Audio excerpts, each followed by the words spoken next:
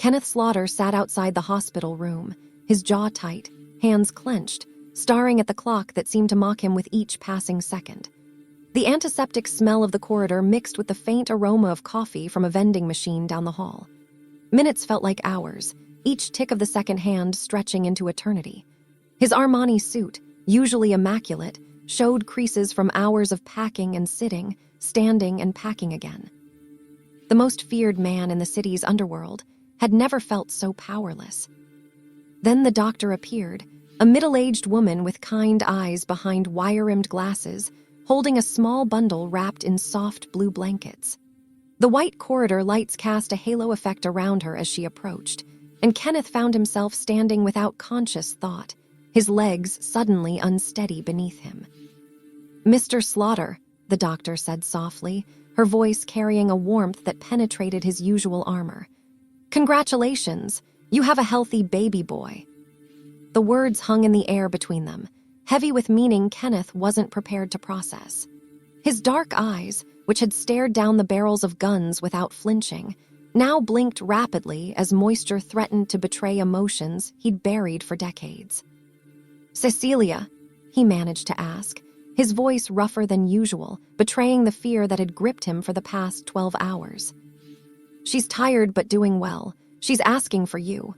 The doctor paused, studying his face with professional interest mixed with something else, perhaps recognition of a man confronting a moment that would redefine everything he thought he knew about himself. "She wanted me to tell you something specific. She's named him Kenneth Jr. I welcome you, my beautiful family and friends. Please click subscribe. Do well to like this video and tell me in the comments where you're watching from. Your support helps us bring more thrilling stories, and trust me, you won't want to miss them. Now, let's continue. The world tilted on its axis. Kenneth Slaughter, who had orchestrated complex operations across 3 states, who could read a room and predict every move his enemies would make 3 steps ahead, stood completely still. His mind, usually sharp as a blade, went blank. She named him after me. The words came out as barely a whisper. The doctor nodded, offering a gentle smile. "Would you like to see them?" Kenneth's feet moved of their own accord, following the doctor through the doorway into a private room bathed in soft morning light. The sunrise painted golden streaks across the walls, and there, propped up in the hospital bed, was Cecilia Harmer, exhausted but radiant, her dark hair damp with sweat but her green eyes blazing with a fierce joy he'd only seen in her a handful of times. In her arms lay the smallest human Kenneth had ever seen, wrapped in those blue blankets like a precious gift. The baby's face was peaceful, eyes closed. One tiny fist escaped from the blanket and curled against his mother's chest. "Kenny," Cecilia said softly, using the name only she had ever dared to call him. Her voice was hoarse from the ordeal, but there was steel beneath the exhaustion. "Come meet your son." The words hit him like a physical blow. His son. Not just a child, not just Cecilia's baby, but his son. Named after him. The implications crashed over him in waves. Responsibility, danger, love, fear, pride, all tangled together in a knot he couldn't begin to unravel. He approached the bed slowly, as if sudden movements might shatter this impossible moment. When he was close enough, Cecilia shifted slightly, wincing at the movement but determined. "Hold him," she said, and it wasn't a request. Kenneth's hands, steady enough to perform surgery with a knife if needed, trembled as he accepted the bundle. The weight was nothing. He'd carried guns heavier than this tiny life, but the significance of it pressed down on his shoulders like the world itself. The baby stirred slightly, making a small sound that wasn't quite a cry, more like a sigh of contentment. Kenneth looked down at the miniature face, seeing traces of Cecilia in the shape of the nose, perhaps something of himself in the determined set of the tiny jaw. "Why?" he asked, his voice barely audible. "Why name him after me? You know what I am, Cecilia. You know the life I lead." Cecilia's eyes, despite the exhaustion, held that familiar fire that had first drawn him to her 18 months ago. "I know exactly who you are, Kenneth Slaughter. I know what you've done and what you're capable of. But I also know what others don't, who you really are beneath all of that." She paused, gathering strength, then continued with conviction that brooked no argument. This child is a symbol of hope, Kenny, of love, of the connection between us that nobody else understands. He deserves to carry the name of a man who would move heaven and earth to protect what's his. And despite everything, or maybe because of everything, that man is you. The door opened quietly, and Brian Pickett stepped in, followed closely by Malcolm Valerio. Both men stopped short at the sight of their boss, the legendary Kenneth Slaughter, cradling an infant with an expression of raw vulnerability they'd never witnessed before. Brian, tall and broad-shouldered with prematurely gray hair that made him look older than his 40 years, cleared his throat softly. "Boss, we've secured the floor. Nobody gets in or out without our say-so." Malcolm, younger and leaner with sharp features and constantly moving dark eyes, added, "Charles and James are coordinating with hospital security. We've got eyes on all entrances." Kenneth nodded absently, still staring at the baby. These men had been with him for years, had seen him in situations that would break most people, but this was uncharted territory for all of them. "Does everyone know?" Kenneth asked, though he already suspected the answer. "Word's spreading," Brian admitted carefully.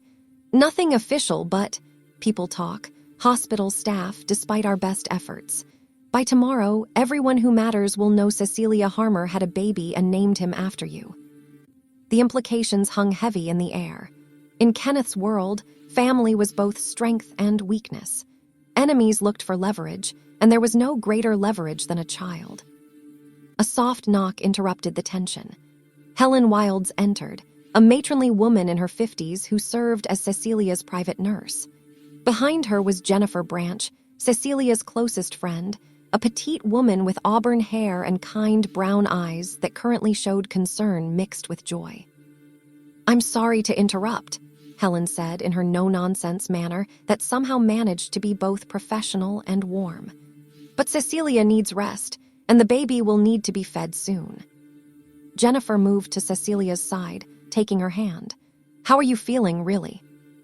"Like I've been hit by a truck," Cecilia admitted with a weak smile. "But also like I could take on the world." Jennifer's eyes moved to Kenneth, still holding the baby with a mixture of awe and terror. "He looks good with a baby," she said to Cecilia, loud enough for Kenneth to hear. "Natural, even." Kenneth shot her a look that would have sent his enemies running. But Jennifer had known Cecilia since college and had learned long ago that Kenneth's bark was worse than his bite, at least when it came to Cecilia's inner circle. "Don't get used to it," Kenneth muttered, but there was no real heat in his words. The baby began to fuss, small sounds of discontent that quickly escalated.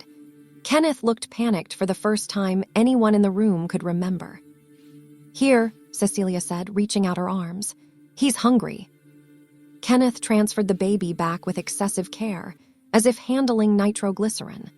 Once settled against his mother, little Kenneth quieted immediately. "We should give them privacy," Helen announced, shooing everyone toward the door. Brian hesitated. "Boss, we need to discuss." "Later," Kenneth said firmly, his eyes not leaving Cecilia and the baby. "Everything else can wait." The room emptied except for the three of them, Kenneth, Cecilia, and their son. The word still felt foreign in Kenneth's mind. Their son. "Tell me about us," Cecilia said softly as she fed the baby. "Tell me about that night we met. I want him to hear the story, even if he won't remember it." Kenneth pulled a chair close to the bed, a small smile playing at the corners of his mouth, a rare sight that transformed his usually stern features. "It was raining," he began, his voice taking on a storytelling quality that Cecilia loved but rarely heard. "A Tuesday night in November. I was at Romano's finishing a business discussion." Cecilia snorted softly. "You were threatening to break someone's legs." "I was negotiating," Kenneth corrected with mock dignity. "And then you walked in, soaking wet, furious because your car had broken down and your phone was dead. And the hostess tried to turn me away because I looked like a drowned rat," Cecilia added, smiling at the memory. "But you wouldn't leave," Kenneth continued. "You demanded to use their phone, and when they refused, You started lecturing them about basic human decency and kindness to strangers in need. And then you intervened, Cecilia said, looking at him with those green eyes that still made his chest tighten. I told them to give you whatever you needed. You turned to thank me, and... Kenneth paused, something soft entering his expression. And you had no idea who I was. You looked at me like I was just some guy in a suit doing a decent thing. You were, Cecilia insisted. You are.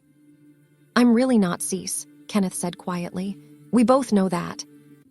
You are to me, she said firmly, and you will be to him. They sat in comfortable silence for a moment, watching their son feed with single-minded determination that made Kenneth smile despite himself. Do you remember what you said to me that night? Cecilia asked.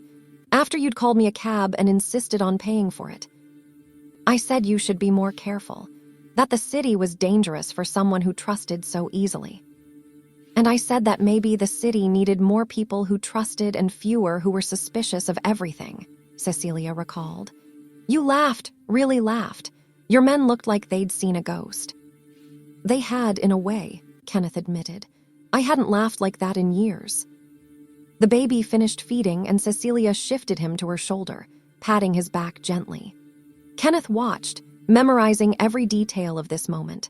The way the morning light caught the fine dark hair on his son's head, the peaceful expression on Cecilia's face, the sound of tiny breaths.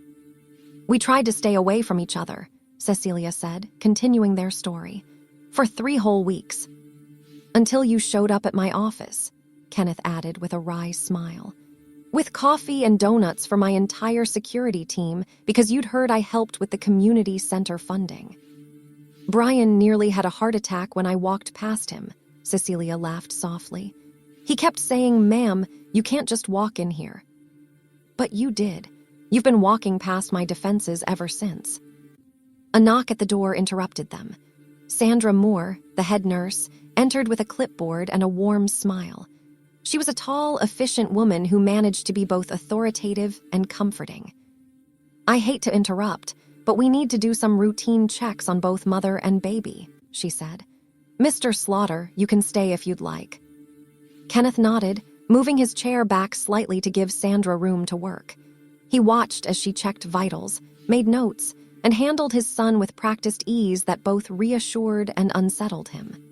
This woman, this stranger, knew more about caring for his child than he did. Everything looks perfect, Sandra announced after a few minutes. Little Kenneth here is strong and healthy. Good weight, good reflexes. He's going to be just fine. Thank you, Cecilia said warmly.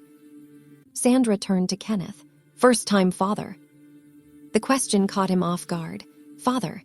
The word felt like a foreign language. Yes, he managed. Well, you're doing fine so far, Sandra said kindly. The terror in your eyes is completely normal. Every new parent feels it. The fact that you're scared means you care, and that's the most important thing. After Sandra left, another knock came.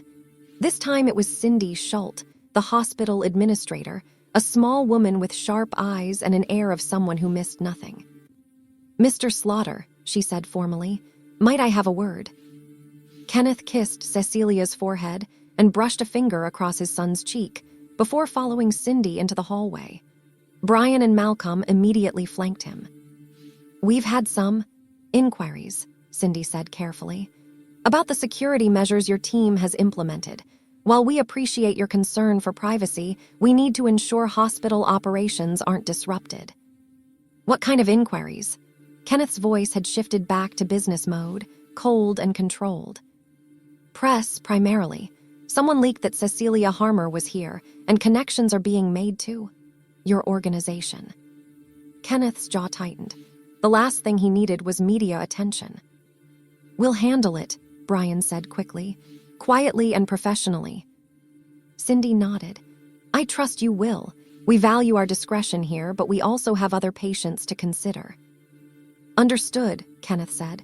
My team will be subtle, but I need to know my family is safe. The word family felt strange on his tongue, but also right in a way that surprised him. Cindy's expression softened slightly. Of course, Congratulations, by the way. Children change everything. After she left, Kenneth turned to his men. Double the security, but keep it invisible. I want everyone who comes near this floor vetted. No exceptions. Already in motion, boss. Malcolm assured him. Charles has his best guys on it. Kenneth returned to the room to find Cecilia dozing, the baby sleeping in the hospital bassinet beside her bed. He stood watching them both, his mind racing through possibilities, probabilities, and dangers he'd never had to consider before. His phone vibrated. A message from Charles Longstreet. Congratulations on the news. We need to discuss implications. James has concerns about the Rossetti situation. Kenneth deleted the message immediately. The Rossetti situation, a territorial dispute that had been simmering for months, suddenly seemed both more urgent and less important than it had 24 hours ago. Cecilia stirred, opening her eyes to find him standing guard. You should go, she said softly. I know you have things to handle. Nothing more important than this, Kenneth said, meaning it. Kenny, she said gently, we both know that's not how your world works. Go, do what you need to do. We'll be here when you get back. I don't want to leave you, either of you. I know, but the sooner you handle whatever's brewing out there, the sooner you can come back. Besides, Helen will be here soon for her shift, and Jennifer's coming back with my things from home. Kenneth moved to the bassinet, looking down at his sleeping son. The baby's chest rose and fell in perfect rhythm, one tiny hand curled near his face. Perfect, vulnerable, his. I never imagined this, Kenneth whispered, his voice thick with emotion. And now I don't know what to do. Cecilia reached out, taking his hand. You do what you've always done, Kenny. You protect what's yours. You just have more to protect now. Kenneth squeezed her hand, then leaned down to kiss her gently. I'll be back before dark. Brian and Malcolm will stay. No one gets in without my approval. We'll be fine, Cecilia assured him. Go be Kenneth Slaughter for a few hours. When you come back, you can just be Kenny, the man who's scared of holding a baby. Despite himself, Kenneth smiled. He's so small, what if I break him? You won't. You're gentler than you think. Kenneth left the hospital through a service entrance, James Eaton waiting with the car. James, a stocky man with scarred hands and intelligent eyes, had been Kenneth's driver for 8 years and had never asked a question he didn't need to. Where to, boss? James asked as Kenneth settled into the back seat. The office. We need to have a conversation with some people about boundaries and respect. The Rossetti thing. Among other things, Kenneth stared out the window as the city passed by, seeing it differently now. Every street corner, every alley, every building represented potential danger to his son. James, you have kids, don't you? James met his eyes in the rearview mirror, surprised by the personal question. 2 daughters, boss, 16 and 18. How do you do it, knowing what's out there? James was quiet for a moment, navigating through traffic. You teach them to be smart, to be aware, and then you pray a lot and try not to go crazy with worry. But mostly, you just love them so hard that they never doubt they can come to you with anything. Kenneth absorbed this, filing it away. Does it get easier? No, James said honestly. But it gets more natural. The fear never goes away, but you learn to function with it. And boss, the fact that you're asking these questions means you're already on the right track. They pulled up to a nondescript building in the warehouse district, Kenneth's unofficial headquarters. Charles Longstreet was waiting in the conference room, his silver hair gleaming under the fluorescent lights. Charles had been Kenneth's advisor for 15 years, a gentleman criminal who believed in old-school values and proper protocol. Kenneth, Charles said formally, then smiled. Or should I say, Papa? Don't start, Kenneth warned, but there was no real threat in it. A son, named after you. That's a statement whether you intended it or not. Cecilia named him. I didn't know until after. Charles poured 2 glasses of whiskey, pushing one toward Kenneth. The Rossettis have already heard. They're curious about what this means for ongoing negotiations. It means nothing for negotiations, Kenneth said firmly. Business is business. With respect, Kenneth, that's naive. A man with a newborn son thinks differently than a man with nothing to lose. They know this. Everyone knows this. Kenneth took a sip of whiskey, feeling the burn ground him in familiar sensation. Then we need to conclude the Rossetti situation quickly and quietly. I want it done before. He paused, the reality hitting him. Before my son comes home from the hospital. Charles studied him for a long moment. You're going to claim him publicly, as yours. He has my name, Kenneth said simply. That's as public as it gets. It will change everything. Your enemies will see opportunity. Your allies will wonder if you've gone soft. Then they'll learn otherwise. Kenneth's voice carried the edge that had made him legendary. Anyone who thinks a child makes me weak will discover exactly how wrong they are. A man with nothing to lose is dangerous. A man with everything to lose is lethal. Charles smiled slowly. Now that's the Kenneth Slaughter I know. Very well. I'll arrange a meeting with Rossetti for tomorrow. We'll settle this on your terms. Tonight, Kenneth corrected. I want this handled tonight. That's aggressive timing. I have a son, Charles. I don't have the luxury of patience anymore. Charles nodded, pulling out his phone. While he made arrangements, Kenneth walked to the window, looking out at the city skyline.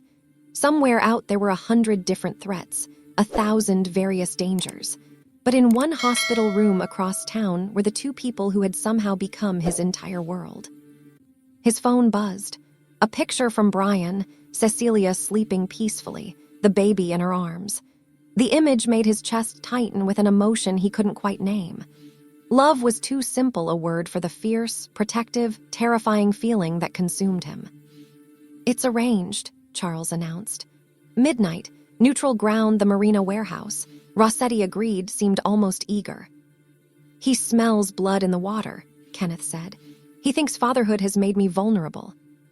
Has it? Kenneth turned from the window, and Charles actually took a step back at the expression on his face. It's made me clarify my priorities, Kenneth said quietly. Rossetti wants the Eastern Territories. Fine, he can have them. But if he or anyone else even looks in the direction of my family, I'll paint this city red with their blood. Understood. I'll make sure that message is properly communicated. Kenneth spent the rest of the afternoon handling business with ruthless efficiency. Every decision was made through the lens of his new reality. What would keep his son safe? What would secure their future? What needed to be eliminated or consolidated? By the time the sun began to set, painting the sky in shades of orange and pink that reminded him of the sunrise in Cecilia's hospital room, Kenneth had restructured half his operations to minimize risk and maximize security. Boss, James said from the doorway, it's time to head back if you want to see them before visiting hour's end. Kenneth nodded, gathering his jacket. The meeting with Rossetti wasn't for hours, and he needed to see them, needed to assure himself they were real, that this morning hadn't been some fever dream. The drive back to the hospital was quiet, Kenneth lost in thoughts he'd never entertained before. College funds, school districts, birthday parties, normal things that seemed impossibly foreign to a man who'd spent his adult life in the shadows. He entered through the main entrance this time, no longer caring who saw him. Let them all know, Kenneth Slaughter had a son. The elevator ride seemed eternal, but finally he was walking down the familiar corridor. Malcolm stood guard outside the door, nodding respectfully. All quiet. Like a tomb, boss. The kid's got good lungs, though. Heard him exercising them about an hour ago. Kenneth entered to find Cecilia sitting up in bed, looking more rested. Jennifer was holding the baby, cooing at him while he stared back with unfocused eyes. Look who's back, Jennifer said, carefully transferring little Kenneth to his father's waiting arms. This time, Kenneth's hands were steadier. The baby felt less impossibly fragile, more like something that belonged there. Hi, he said softly to his son. He paused, the word still foreign. I'm your dad. The baby yawned, a tiny, perfect yawn that somehow made Kenneth's eyes burn with unshed tears. We're going to give you some time, Jennifer said, gathering her purse. Helen will be here in an hour for the night shift." After she left, Kenneth sat in the chair beside Cecilia's bed, still holding their son. "How was your day?" Cecilia asked, as if he'd just come home from a normal office job. "Productive, cleared up some lingering issues, set some new boundaries." "Anyone die?" she asked it casually, but he heard the concern beneath. "No, though the night is young." "Kenny..." "I'm kidding," he assured her, though they both knew he wasn't entirely. "There's a meeting tonight. After that, things will be more settled. Be careful." "Always am." "No," Cecilia said firmly. "You're calculated, you're prepared. But careful, that's new territory for you. You have to come back to us, Kenny. Both of us need you." Kenneth looked down at his son, who had fallen asleep in his arms. "I know, that's what terrifies me." "Good, use that fear. Let it make you smarter, not reckless." They spent the next hour in quiet companionship, passing the baby back and forth, marveling at tiny fingers and toes, debating whether he had Kenneth's nose or Cecilia's eyes. Normal new parent things that felt surreal given who they were. When Helen arrived for her shift, Kenneth knew it was time to go. The meeting with Rossetti loomed, and he needed to prepare. "I'll be back in the morning," he promised, kissing Cecilia, and then, after a moment's hesitation, placing a gentle kiss on his son's forehead. "We'll be here," Cecilia said. "Kenny, don't let them change you. Not the fear, not the responsibility. You're still you, just more." Kenneth nodded, understanding what she meant even if he couldn't articulate it. He was still Kenneth Slaughter, feared and respected in equal measure. But now he was also a father, and that identity would either destroy him or make him stronger than ever. As he left the hospital, Brian and Malcolm falling into step beside him, Kenneth felt the weight of his new reality settling on his shoulders. In a few hours, he would sit across from Michael Rossetti and negotiate the future of their respective territories.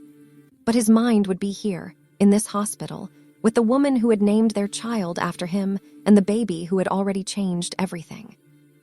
The Marina warehouse stood like a monolithic shadow against the midnight sky, its weathered exterior giving no hint of the momentous meeting taking place within. Kenneth arrived 15 minutes early, as was his custom. Control began with preparation, and preparation began with knowing the terrain better than your enemy. James parked the black SUV in a strategic position, easy exit routes in 3 directions. Brian and Malcolm emerged from a second vehicle, followed by Charles, who had insisted on attending despite Kenneth's reservations. "You don't need to be here," Kenneth said to his old advisor as they walked toward the entrance.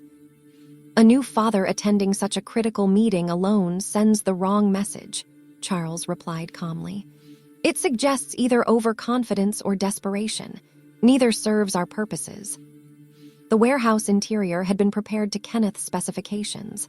A single table in the center of the vast space, overhead lights creating a pool of illumination while leaving the periphery in shadows. Kenneth's men had arrived hours earlier to sweep for surveillance devices and weapons. Now they stood at strategic points, visible enough to be a deterrent, distant enough to allow for private conversation. Michael Rossetti arrived precisely at midnight, because anything else would have suggested eagerness or fear. He was a man who understood the theater of power as well as Kenneth did. Younger than Kenneth by perhaps 5 years, Rossetti had inherited his position rather than earned it, but he'd proven surprisingly adept at maintaining his father's empire. "Kenneth," Rossetti said with a smile that didn't reach his eyes. He was accompanied by only 2 men, a calculated show of confidence. "Congratulations are in order, I hear, a son." "Michael," Kenneth didn't acknowledge the personal comment. "Shall we discuss business?" They sat across from each other, the table between them like a chess board waiting for the first move. "The Eastern Territories," Rossetti began without preamble. "Your operations there have been aggressive." "Profitable," Kenneth corrected. "The distinction matters." "Perhaps, but profit that comes from another man's traditional territory carries a price beyond money." Kenneth leaned back slightly, his posture relaxed but his eyes sharp. "Traditional territory is just another way of saying what you weren't strong enough to hold." but I'm willing to discuss adjustments in the interest of stability." Rossetti's eyebrow raised slightly. Kenneth Slaughter discussing stability was like a shark discussing vegetarianism, possible, but highly unlikely to be genuine. "What did you have in mind?" "The ports stay mine," Kenneth said firmly. "Non-negotiable, but the inland distribution networks, we can discuss shared oversight." "Shared," Rossetti laughed, though there was no humor in it. "You don't share, Slaughter, it's not in your nature." "My nature is adaptable when it serves my purposes." "And what purpose would that be? Could it have something to do with the young woman who just gave birth to Kenneth Jr.?" The temperature in the room seemed to drop 10 degrees. Brian and Malcolm shifted subtly, hands moving closer to concealed weapons. "Careful, Michael," Kenneth's voice was soft, which made it more menacing. "We're here to discuss business." "Everything is business," Rossetti countered. "A man's vulnerabilities affect his decisions. It's natural, commendable even. Family makes us human." "Or it makes us dangerous," Kenneth said. "A man protecting his territory is predictable. A man protecting his family." He let the sentence hang in the air like a blade. "Peace, Kenneth. I meant no threat, merely observation." Rossetti pulled out a tablet, bringing up a map of the city. "Let's talk specifics." For the next 2 hours, they negotiated with the precision of surgeons and the ruthlessness of their profession. Every street, every warehouse, every distribution point was discussed, argued over, and eventually assigned. Kenneth gave ground where he could afford to, held firm where he couldn't, and all the while part of his mind remained at the hospital with Cecilia and his son. "There is one more thing," Rossetti said as they neared agreement. "The Brennan situation." Patrick Brennan was a wild card, a young up-and-comer who recognized no traditional boundaries and had been causing problems for both their organizations. "What about him?" "He's been asking questions, about you, about the woman, about the child." Kenneth went very still. "What kind of questions?" "The dangerous kind. He seems to think your new circumstances might create opportunities." "Then he's a fool." "Perhaps, but fools with ambition can cause significant disruption. I propose we handle this mutual problem together, a show of unity that would discourage others from similar thinking." Kenneth considered this. Partnering with Rossetti on anything went against his instincts, but Brennan represented exactly the kind of threat he needed to eliminate quickly and decisively. "Terms. Simple, we both contribute resources. When it's done, the message is clear. The established order remains, and challenges to it will be met with unified response." "I'll consider it," Kenneth said. "But if Brennan makes any move toward my family before we act?" "He becomes your exclusive problem to solve however you see fit," Rossetti finished. "Agreed." They shook hands, the deal sealed. As Kenneth prepared to leave, Rossetti spoke again. "For what it's worth, Kenneth, I understand. I have children too, 3 daughters. The world looks different when you're seeing it through their eyes." Kenneth paused at the door. "Yes, it does. Remember that if you ever consider breaking this agreement." The drive back to the hospital was tense. Kenneth's phone had been buzzing with updates from his various operations, but one message made his blood run cold. It was from Sandra Moore, the head nurse. "Please come immediately. There's been an incident." James broke every traffic law getting them there. Kenneth burst through the hospital doors, taking the stairs rather than waiting for the elevator, Brian and Malcolm struggling to keep pace. He found chaos in the maternity ward. Police were interviewing staff, and Cindy Schultz was in heated discussion with a detective. But Kenneth's focus was solely on getting to Cecilia's room. Helen Wilds met him at the door, her usual composure cracked. "They're fine," she said immediately. "Both of them, but someone tried to get in about an hour ago." Kenneth pushed past her. Cecilia was holding the baby, Jennifer beside her, and 2 uniformed officers were taking her statement. "Out," Kenneth said to the officers. It wasn't a request.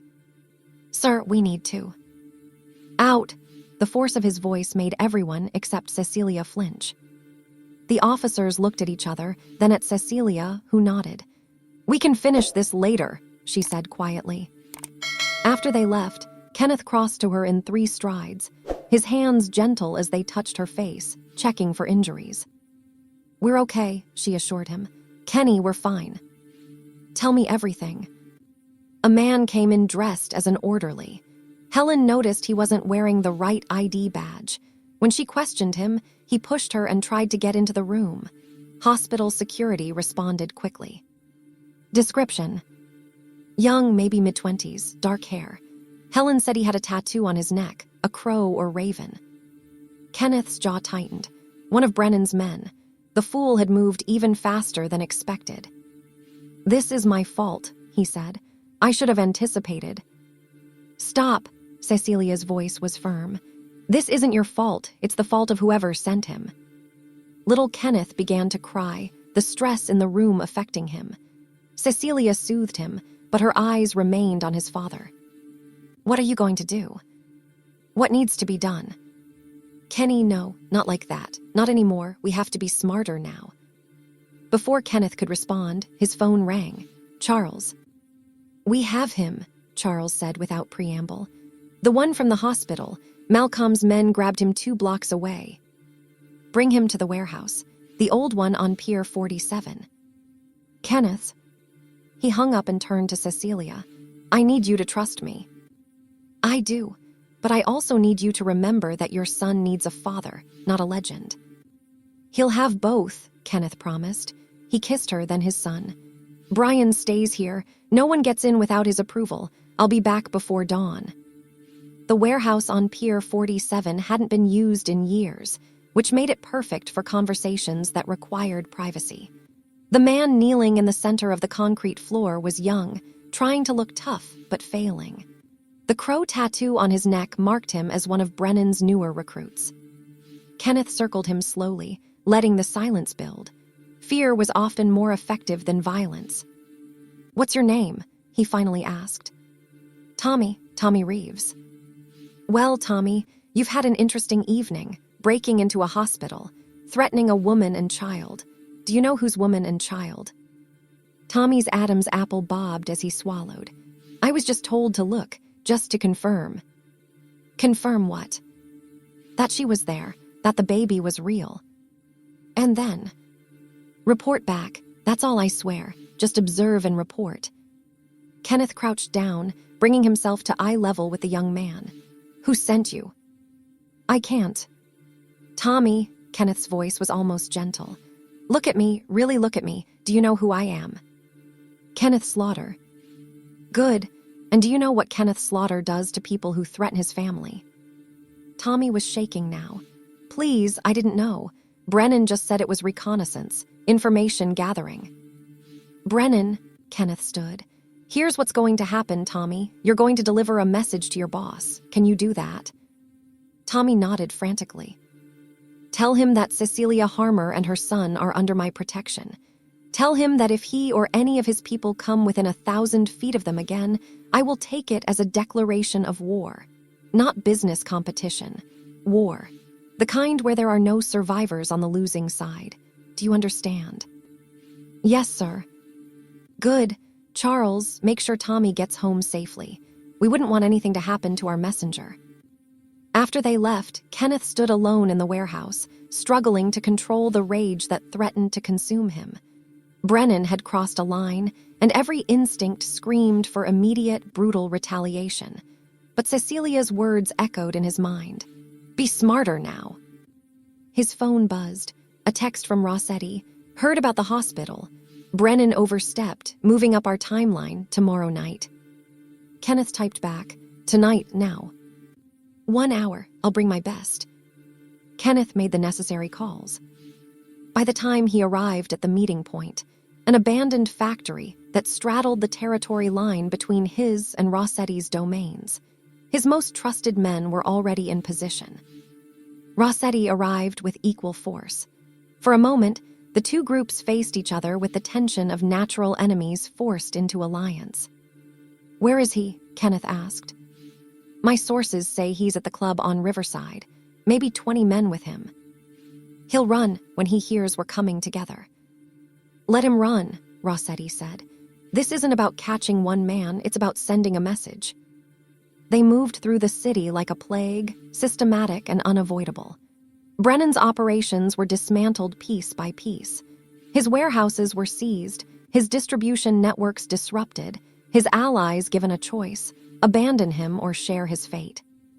By 3 a.m, Patrick Brennan stood alone in his office, watching his empire crumble through security monitors. When Kenneth and Rossetti entered together, he didn't even reach for his gun. "It was just business," Brennan said, trying for defiance but achieving only desperation. "No," Kenneth said quietly. "Business would have been challenging our territories, competing for market share, trying to prove yourself. The moment you sent someone after my family, it became personal." "What do you want?" "You're leaving the city," Rossetti said. "Tonight, don't come back." "And if I refuse?" Kenneth stepped closer. "Then your mother gets a closed casket at your funeral." Brennan looked between them, seeing his death in their eyes if he pushed further. "I'll need time to pack." "You have an hour. James will escort you to make sure you don't get lost on the way out of town." After Brennan left, Rossetti turned to Kenneth. "You showed restraint. I expected blood." "A year ago there would have been, but things change." The child, Kenneth confirmed. "Dead men can't spread the word about consequences. Living examples are more effective." They parted with a handshake and mutual understanding. The alliance was temporary, born of necessity, but it had served its purpose. Kenneth returned to the hospital as dawn broke, painting the sky in soft pastels that reminded him of his son's blanket. He found Cecilia awake, feeding the baby. "It's done," she asked. "It's handled. Brennan won't be a problem." "Is he?" "On his way out of the city, with a clear understanding of what happens if he returns." Cecilia smiled slightly. "You're learning." "I had a good teacher." He sat beside her, watching their son feed with intense concentration. "The doctor says you can go home tomorrow." "Home," Cecilia tested the word. "Your place or mine?" It was a fair question. They'd maintained separate residences throughout their relationship, neither quite ready to fully merge their very different lives. "Mine has better security," Kenneth said carefully. "But yours might be better for a baby, quieter neighborhood." "Or," Cecilia suggested, "we could find something new, something that's ours." Kenneth looked at her in surprise. "You'd want that?" "Kenny, I named our son after you. I think we're past the point of pretending this is casual." He was quiet for a moment, processing this shift. "It would have to be secure. My enemies will always be a factor. I knew that when I got involved with you. I certainly knew it when I decided to keep the baby." "You decided? Was there a question?" Cecilia looked at him steadily. "When I found out I was pregnant, I had choices to make. I knew what your life was, what it would mean for a child. But I also knew who you were beneath all of that. The man who laughed at my terrible jokes, who watched cooking shows with me at 2 a.m, who once drove 3 hours to bring me soup when I had the flu. That was different. That was just us." "No, Kenny, that was you. The real you, not the image everyone else sees." The baby finished feeding and made a small sound of contentment. Kenneth reached over, letting his son wrap a tiny hand around his finger. "A house," he said finally. "Something with a yard, good schools nearby, but also defensible with clear sightlines and multiple exit routes." Cecilia laughed. "Only you would combine school districts with tactical advantages." "It's who I am." "I know. It's who I fell in love with." The words hung in the air between them. In all their time together, through passion and arguments, danger and quiet moments, neither had said those words before. "Aziz." "You don't have to say it back," she interrupted. "I know it's hard for you, but I needed you to know, especially now." Kenneth stood, packing to the window. The city was waking up below, ordinary people heading to ordinary jobs, living ordinary lives. He'd never wanted ordinary before. Now, watching a father push a stroller on the sidewalk below, he wondered if extraordinary was worth the price. "I've loved you since that night at Romano's," he said quietly, not turning around. "When you lectured that hostess about kindness, You were soaking wet, furious, and absolutely magnificent. I went home that night and couldn't stop thinking about you. Kenneth Slaughter, who never let anyone get close, was completely undone by a woman who didn't even know who I was. He heard her shift in the bed, probably sitting up straighter. But love and my life, they don't coexist easily. Every person I've ever cared about became a target. My mother died when I was 15. Car accident, they said. But I knew better. It was a message to my father. He died 2 years later, heart attack brought on by stress and grief. Kenny, I swore I'd never give anyone that leverage over me. Never care enough that losing someone would destroy me. And then you walked in, and all my walls meant nothing. He turned back to face her. When you told me you were pregnant, my first instinct was to run, to push you away, pay for you to disappear somewhere safe. But I couldn't, because the thought of not knowing you, not knowing our child, was worse than any danger. So we face it together, Cecilia said simply. That's what families do. Before Kenneth could respond, a commotion in the hallway drew his attention. Raised voices, running feet. He moved instinctively between the door and Cecilia, hand reaching for the weapon he wasn't carrying. Brian burst in. Boss, we have a problem. There's been an incident at your penthouse. Someone broke in, trashed the place, left a message. What message? Brian handed him a phone showing a photo. Spray painted across Kenneth's living room wall were the words, "Even kings fall, even princes die." Kenneth's blood turned to ice. This wasn't Brennan. He was already gone. This was someone else, someone bold enough to strike while Kenneth was dealing with other threats. Double the security here, he ordered. No one gets in without. Already done, Brian assured him. Malcolm's bringing in extra men. We're turning this floor into Fort Knox. Kenneth looked at Cecilia, who was holding their son tighter but maintaining her composure. We need to move you, he said. Somewhere safe. No. Cease, this isn't a discussion. You're right, it's not. I'm not running, Kenny. I'm not raising our son in fear, always looking over our shoulders. If someone wants to threaten us, they can face us directly. This is exactly why I never wanted. He stopped himself, but the damage was done. Never wanted what? A family? Love? Something real? Cecilia's eyes flashed with anger. Too bad, you have them now. And instead of treating us like liabilities to be hidden away, try treating us like what we are, your strength. The room was silent, except for the baby's soft breathing. Mrs. Harmer is right, Charles said from the doorway, having arrived unnoticed. Running suggests fear. Fear invites aggression. Better to face this directly. Who, Kenneth asked him, who would dare? I have suspicions, Charles said carefully. But we need confirmation. The timing is too convenient, waiting until you were dealing with Brennan to strike at your home. Someone who knew our plans, Kenneth said, the implications clear. Someone inside. Or someone watching very carefully, Charles countered. The security footage from your building is being reviewed. We'll know more soon. Sandra Moore appeared in the doorway, looking concerned. I'm sorry to interrupt, but I need to check on mother and baby. It's been a stressful morning. Kenneth stepped aside reluctantly, watching as Sandra efficiently checked vitals and made notes. The normalcy of the medical routine seemed surreal given the circumstances. Everything looks good, Sandra announced. Though Cecilia's blood pressure is slightly elevated, understandable given the stress, I recommend rest. I'll rest when I know we're safe, Cecilia said firmly. Sandra looked between them, clearly aware she was in the middle of something beyond her purview. Mr. Slaughter, might I speak with you privately? Kenneth followed her into the hallway, Brian shadowing them. I've worked in this hospital for 20 years, Sandra said quietly.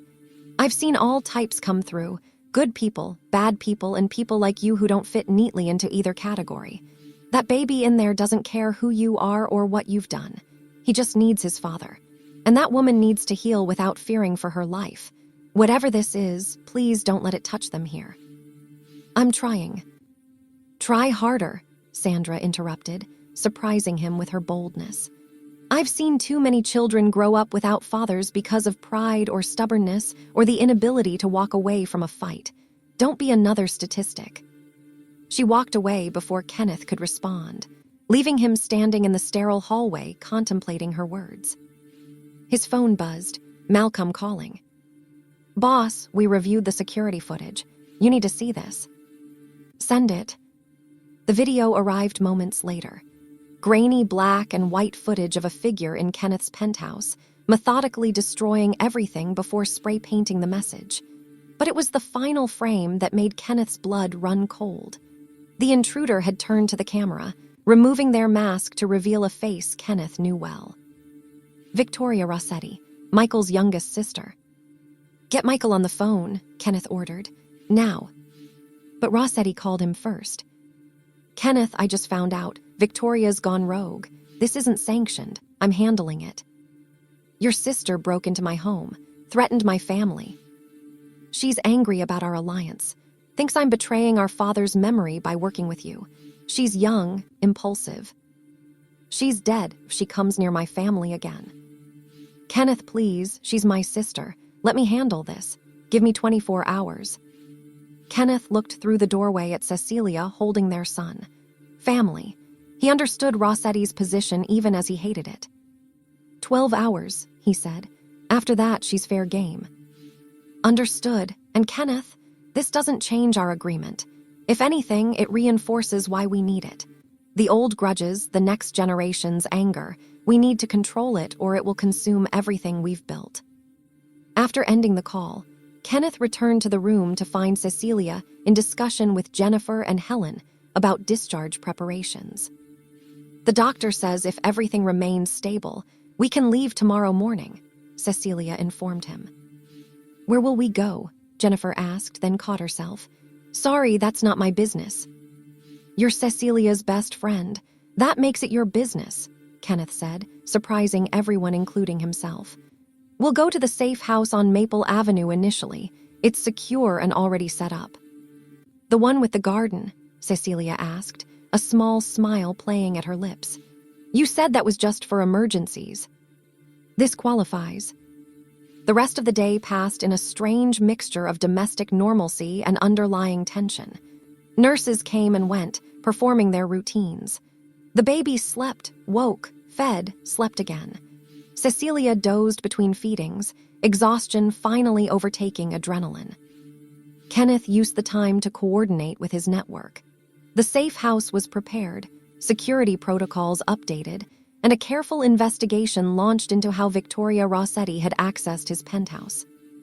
As evening approached, James appeared with dinner from Cecilia's favorite restaurant, a small gesture that made her smile despite everything. You remembered, she said, looking at the container of pasta arrabbiata. You ordered it every Thursday for 3 months, Kenneth replied. Hard to forget. They ate in companionable silence, the baby sleeping in his bassinet between them. For a moment, it felt almost normal, just a family sharing a meal. Then Kenneth's phone would buzz or footsteps in the hallway would make them both tense, and reality returned. Tell me something, Cecilia said suddenly. If you could do it all over, knowing how it would end up, would you still have asked me to dinner that first time? Kenneth considered the question. Their first official date had been 2 weeks after the incident at Romano's. He tracked her down at the bookstore where she worked, pretending to browse the mystery section for an hour before working up the courage to approach her. Yes, he said without hesitation. Even knowing everything, the danger, the complications, the fact that you'd name our son after me without asking, I'd do it all again. Even the karaoke incident. Despite everything, Kenneth laughed. We agreed never to speak of that. You sang My Way with complete sincerity. It was adorable. It was humiliating. Brian recorded it.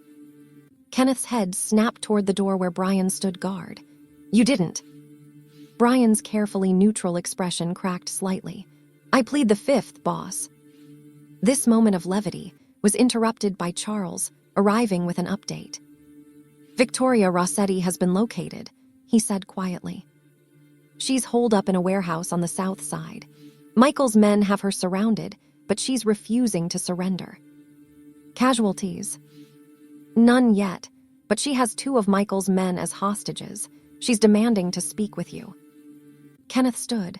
Absolutely not, Cecilia said immediately. I have to. No, you don't. You're not responsible for every crazy person who decides to challenge you. Send someone else. She specifically asked for me. If I don't go, she might kill those men. And if you do go, she might kill you. They stared at each other, neither willing to back down.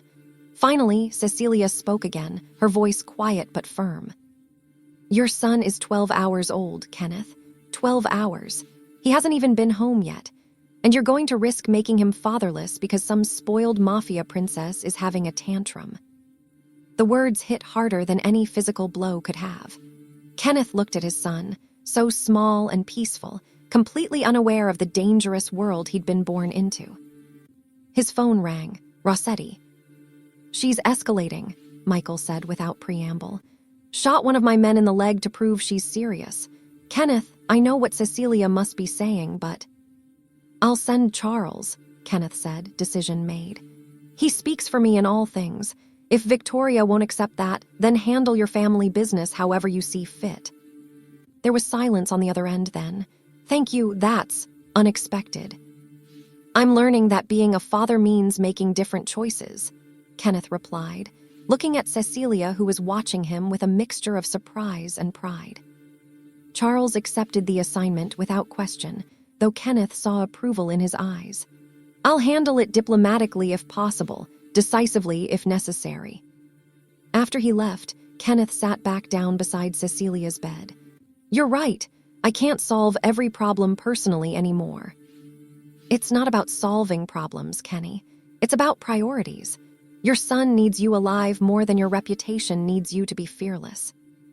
The baby stirred, making small noises that weren't quite crying but suggested he was considering it. Kenneth reached over, picking him up with increasing confidence. The weight of him, the warmth, the absolute trust implied in his sleep, it was overwhelming. What are we going to tell him? Kenneth asked quietly. When he's older and asks what his father does for a living. The truth, Cecilia said simply. Age-appropriate versions of it. That his father is a businessman who makes difficult decisions. That he protects what's his. That he's learning to be better every day. You make it sound simple. It is simple. It's the execution that's complicated. Kenneth's phone buzzed. A message from Charles. Situation contained. Victoria in custody. Minor injuries only. Details when I return. Relief flooded through him. One crisis averted, though he knew others would follow. Such was the nature of his life. We should name him properly, Cecilia said suddenly. Kenneth Jr. isn't enough. He needs a middle name. What did you have in mind? Thomas, after your father. Kenneth went very still. He rarely spoke of his father, the man who had built the foundation of what Kenneth now controlled. How did you? You talk in your sleep sometimes, Cecilia admitted. Usually after nightmares, you call for him. He would have liked you, Kenneth said after a moment. Would have said you were too good for me. He would have been right. Probably Kenneth Thomas Slaughter. He tested the name. It's strong. Like his father, like he'll need to be. The evening wore on, punctuated by feedings, diaper changes, and the constant low-level anxiety of waiting for the next crisis. But none came. Charles returned near midnight with a full report. Victoria has been sedated and secured, he said. Michael is sending her to a private facility in Switzerland. She won't be a problem again. And the men she threatened. Recovering. Michael sends his apologies and his assurance that this breach won't happen again. It better not. Kenneth's voice carried an edge of warning. There's something else, Charles said carefully. In her ravings, Victoria mentioned someone else. Someone who's been encouraging her, feeding her information about you and Cecilia. Who? She didn't say or couldn't, but Kenneth, this might not be over. Kenneth looked at his sleeping son, at Cecilia fighting to stay awake despite her exhaustion. It's never over, Charles. That's the nature of what we do. But now, he paused, searching for the right words. Now the stakes are different. Yes, they are, which is why I've taken the liberty of arranging additional security measures. Discreet but comprehensive. Your family will be protected. Family? The word was beginning to feel less foreign, more like something that had always been there, waiting to be acknowledged. As the night deepened, Kenneth sent everyone except Brian away, needing space to think. Cecilia had finally succumbed to sleep, the baby in the bassinet beside her. Kenneth stood at the window, looking out at the city lights, each one representing lives and stories he'd never considered before. "Boss," Brian's voice was quiet, "you should rest. Tomorrow will be complicated." "When isn't it?" But Kenneth moved to the chair beside Cecilia's bed, settling in for another night of vigilance. "Can I say something?" Brian asked, uncharacteristically hesitant. Kenneth nodded. "I've been with you 8 years, seen you build an empire, face down enemies that would make most men run, but I've never seen you as human as you are right now. It's good. Your father would be proud." "You knew my father?" "Briefly, near the end. He worried about you, about what you'd become without someone to ground you.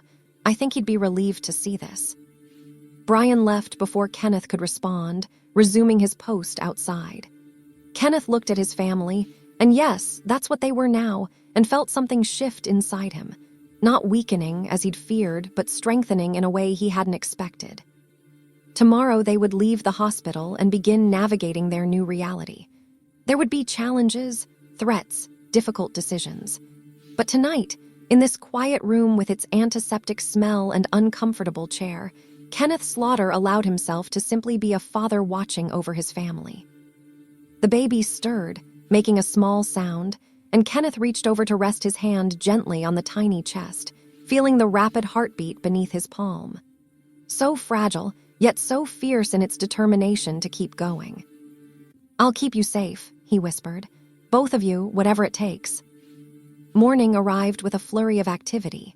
Discharge papers, final medical checks, and the surreal experience of nurses teaching Kenneth Slaughter, a man who could dismantle a weapon blindfolded, how to properly secure a car seat.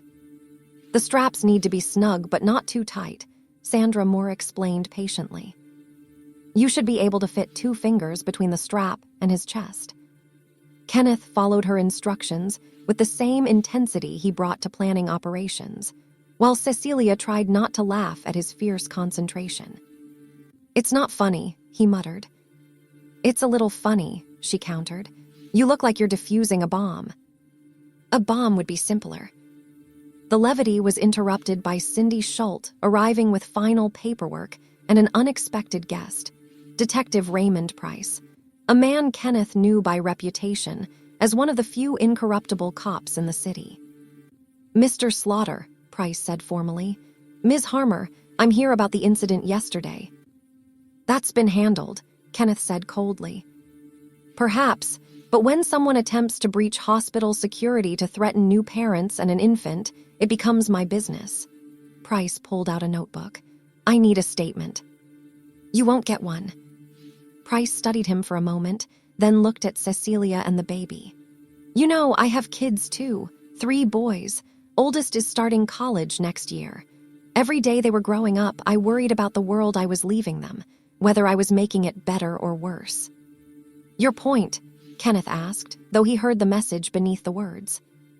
"My point is that children change our perspective, make us think about legacy differently." Price put his notebook away.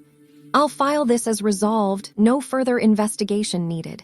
But Mr. Slaughter, that baby deserves a chance at a normal life. Think about that." After Price left, the room was quiet for a moment before Cecilia spoke. "He's right." "I know." "Do you? Because our son can't grow up visiting his father in prison, or worse." "He won't." Kenneth's voice carried absolute conviction. "I'm restructuring everything. Legitimate businesses moving to the forefront, the other operations. They'll be minimized, eventually eliminated." "Eventually." "It can't happen overnight, Cease. There are obligations, agreements, people who depend on the current structure. But I've already started the process." James appeared in the doorway. "Car's ready, boss. The route is clear." The journey from the hospital room to the parking garage felt like a military operation. Brian and Malcolm formed a human shield, James had the car running, and Charles coordinated with additional security at the safe house.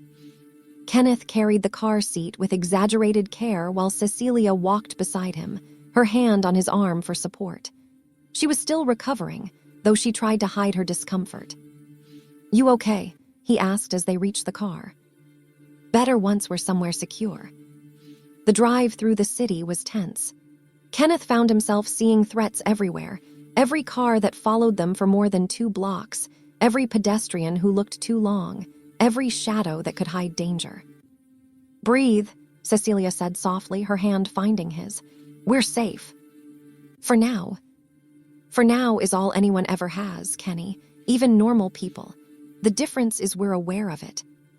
The safe house on Maple Avenue was a modest 2-story colonial that blended perfectly with its suburban surroundings. What the neighbors didn't know was that it had reinforced walls, bulletproof windows, and a security system that rivaled most government facilities. Helen Wilds was already there, having agreed to serve as a private nurse for the first few weeks. She helped Cecilia get settled while Kenneth surveyed the security arrangements with his team. "Perimeter is secure," Malcolm reported. "We have men at both ends of the street and cameras covering every angle." "Good, no one gets close without." A cry from inside interrupted him. Not a cry of alarm, just his son announcing his displeasure with something.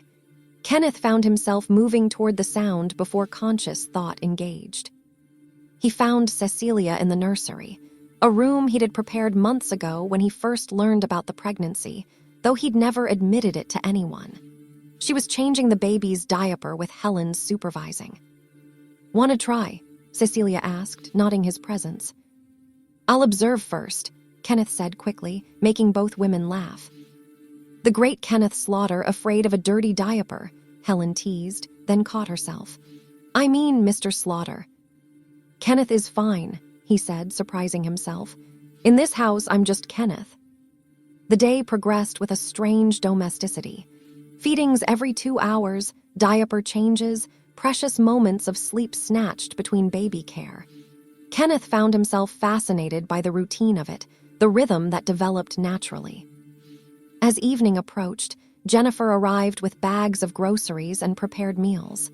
"I figured you wouldn't be thinking about food," she explained. "You're a saint," Cecilia said gratefully. While the women prepared dinner, Kenneth stood on the back porch with Charles, who had arrived for a security briefing. "Any developments?" Kenneth asked.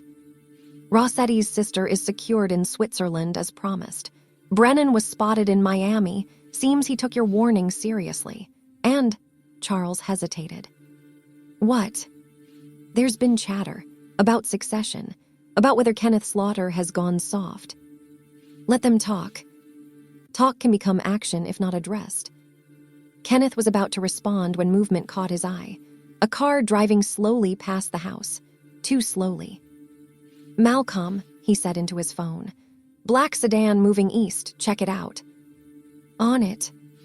The car accelerated away, probably spooked by the obvious surveillance. Kenneth remained tense until Malcolm reported back. "Lost teenager looking for a party address.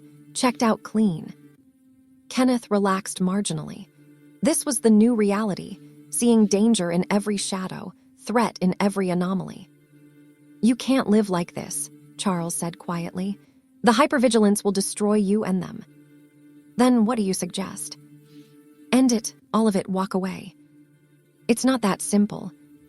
"It never is, but you have resources, intelligence, and now motivation. Thomas would have wanted this for you, a real life, not just an existence." The mention of his father made Kenneth pause. Thomas Slaughter had built an empire but died alone, estranged from most of his family, surrounded by associates rather than friends. "How long would it take," Kenneth asked, "to transition everything?"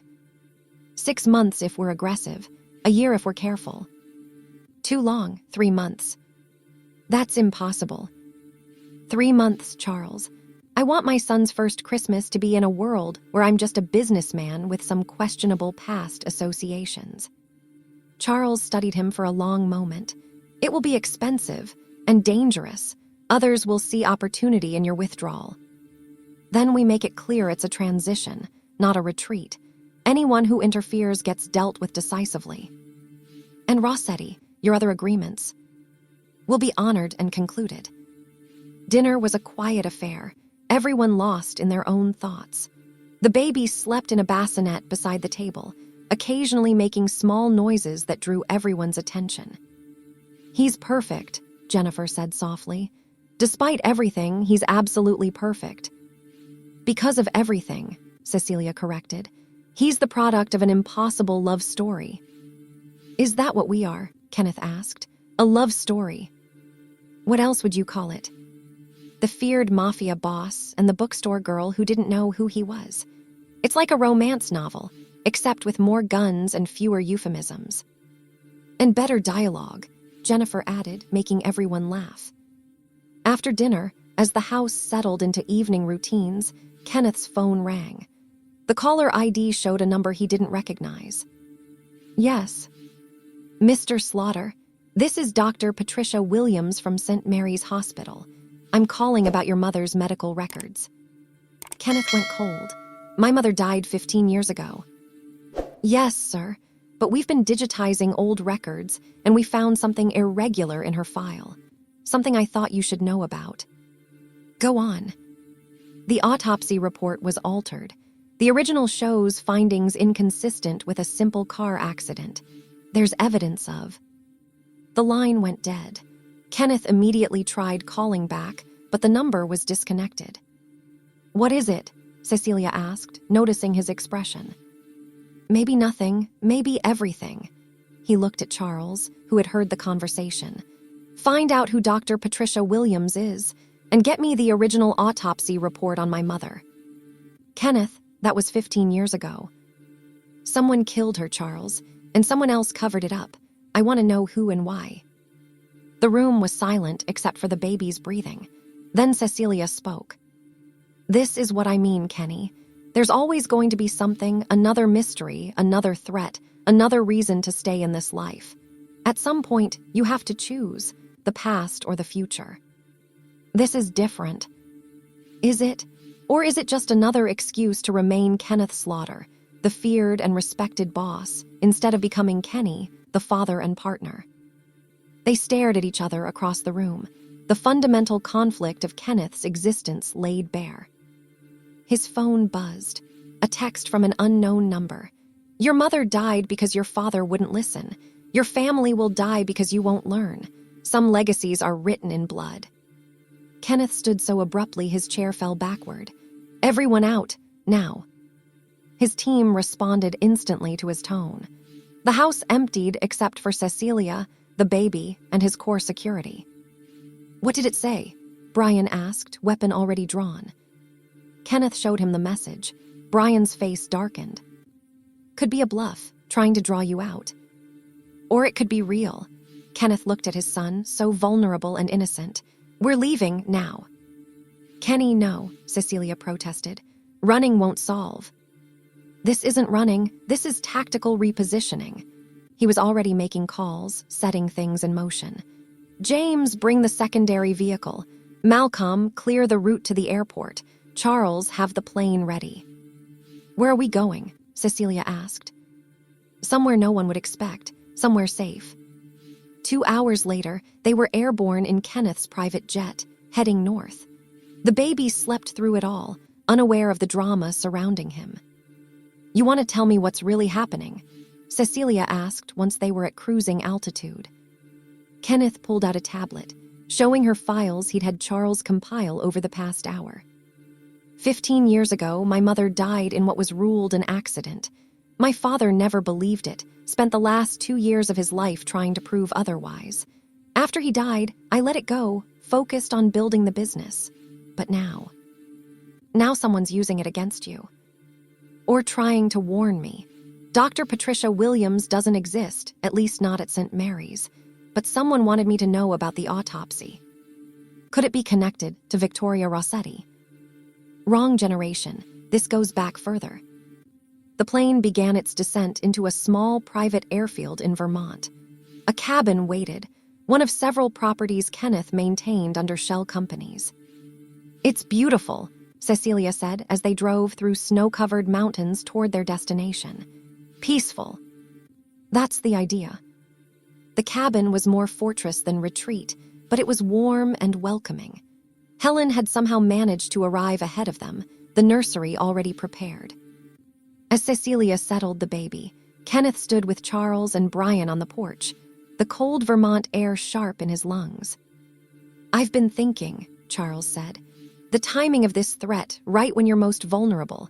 Someone's been planning this for a long time." "Or someone's been waiting for me to have something to lose," Kenneth replied. His phone rang. Rossetti.